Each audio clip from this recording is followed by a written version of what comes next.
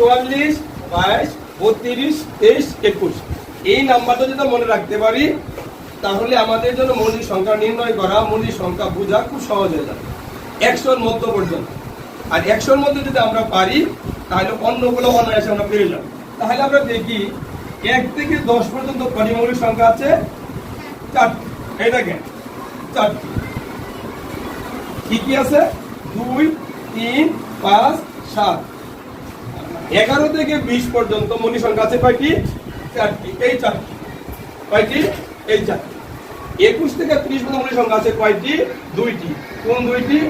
এই 2। 31 থেকে 40 পর্যন্ত মৌলিক সংখ্যা আছে কয়টি? 2টি। কোন 2টি? এই 2। 41 থেকে 50 পর্যন্ত মৌলিক সংখ্যা আছে কয়টি? 3টি। কোন 3টি? এই 3।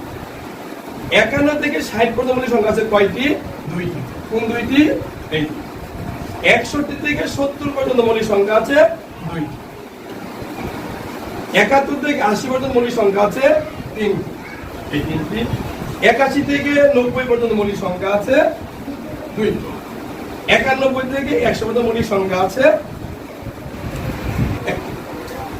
ঠিক আছে। তাহলে যদি আমাদের এমসিকিউ থাকে, যদি আমরা এই নিয়মটা মনে রাখতে পারি, তখন যদি কথার কথা বলে 41 থেকে 50 পর্যন্ত মৌলিক সংখ্যা কয়টি আছে? 3টি, 5টি, 7টি। তাহলে আমরা দেখব 41 থেকে 50 পর্যন্ত মৌলিক সংখ্যা কয়টি আছে?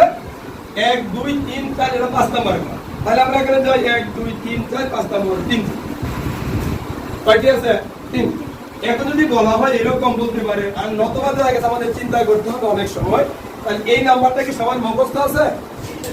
আমরা অনেকে দিছিলাম। কার মুখস্থ করলে হাত উঠান দেখি। মুখস্থ নাই কার? তাহলে মুখস্থ যাদের নাই তারা মুখস্থ করবেন 42।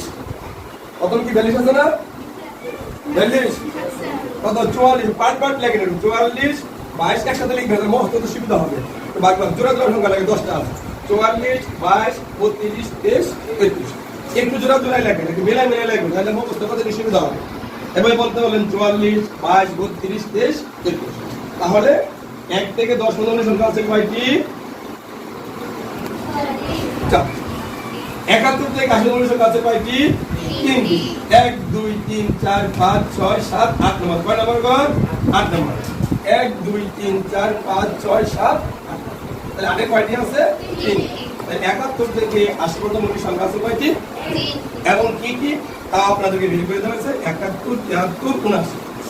100-র মধ্যে এখন যেভাবে আপনাকে দিতে পারে, আপনাকে যে 5 থেকে 15 পর্যন্ত, 5 থেকে 20 পর্যন্ত, আপনি যতগুলাই দেও যে আপনার এই জিনিসটা মনে রাখলে, এই নামটা মনে থাকলে, এই নাম্বারটাকে লিখে নিলে আমাদের ওইগুলো ভাই প্রত্যেক মতো সময় লাগবে।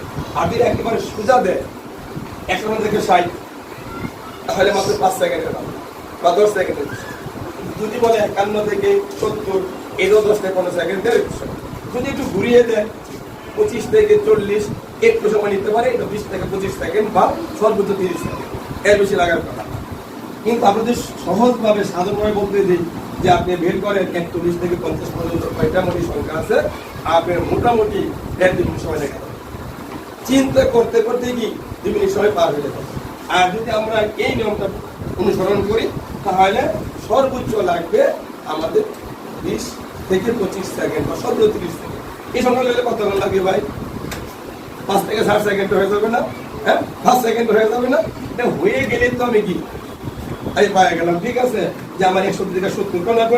1, 2, 3, 4, 5, 6, 7, 170। তাহলে 1, 2, 3, 4, 5, 6, 7। আর এইটা আপনারা উঠে রাখতে পারেন, সুন্দর উঠে রাখবেন। যে উঠে যদি রাখা হয় তাহলে আপনাদের জন্য মৌলিক সংখ্যা দিয়ে 100 পর্যন্ত একটা চিন্তা, এটা আপনাদের উপরে থাকার কথা, খুব একটা কথা।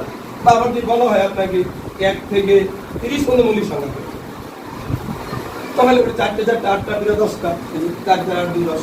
যদি মাঝখানটা বলে 41 থেকে 80 পর্যন্ত কতটি, তাহলে আপনি নেবেন কয়টা? এরকম 1, 2, 3, 4, 5 নম্বর করতে হবে। 1, 2, 3, 4, 5 নম্বর করছি। 1, 2, 3, 4, 5 নম্বর। 1, 2, 3, 4, তাহলে কটা? 5টা 5টা 5টা। আপনি খুব সহজেই এগুলো কি করতে পারবেন? তাহলে এটা উঠান, সবাই উঠান। ঠিক আছে, বুঝতে পারছেন?